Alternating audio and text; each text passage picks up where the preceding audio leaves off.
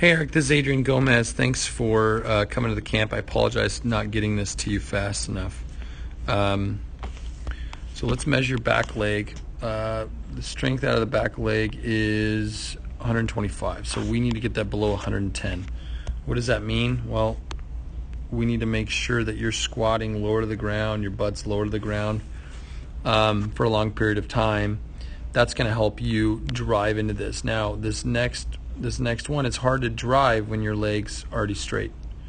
So we want to make sure that your legs are bent so that you can push a little bit further, because you're not pushing as far as you could. So you're 107 degrees. So that's pretty good, actually. You have a lot of flexibility in your hips.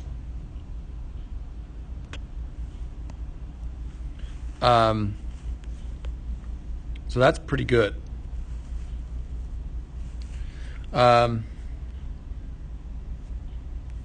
you could go further. You could be driving for a longer period of time. Your heel pops up and rotates in a really good rotation coming up and over. So I like that a lot.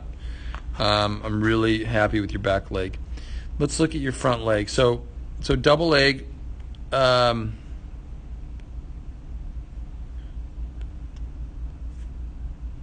Right here.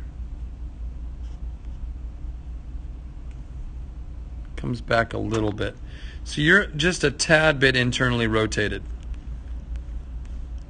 What that means is your knees inside of this ankle. So just a little bit. Not much though. So if you can open up just a tad bit more, that's going to help you rotate, because what happens is your hip cannot rotate until this knee comes back.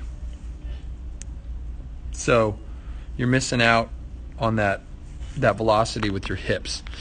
So that front knee, I'd like to say your front knee needs work. It's called internally rotated front knee. Okay, online at 212athlete.com. So let's look at your posture at ball release. What we would say that you are is what we call close to a C posture, B or a C posture. What that means is when you come back up into this, you're right here. So now you're going to have to cross up and move that head a lot. So what that means is we've got to get you to stay back here a little bit. So we're going to have to move your head back a little bit.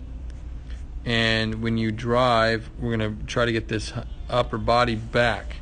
Okay, so back this way when it comes to your spine, and back this way when it comes to your head over the rubber. We need both of those to be able to maintain the rotation and the axis of your rotation as well.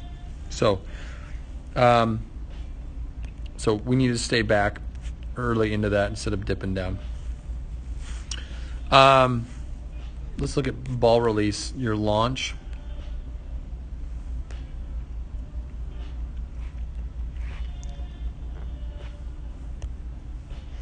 Your launch is just outside the front toe, and it's what we call marginal. So it's just too early. I want you to release the ball further and further out, maybe right there if you could release that ball. But a lot of that has to do with your rotation with your chest, and that front knee is going to inhibit that a lot. So releasing the ball too early. Okay, let's look at stacking.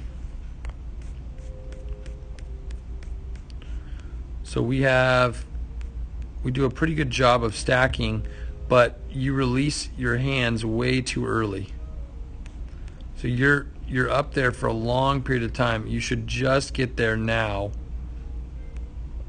Then you're going to be able to drive that chest through.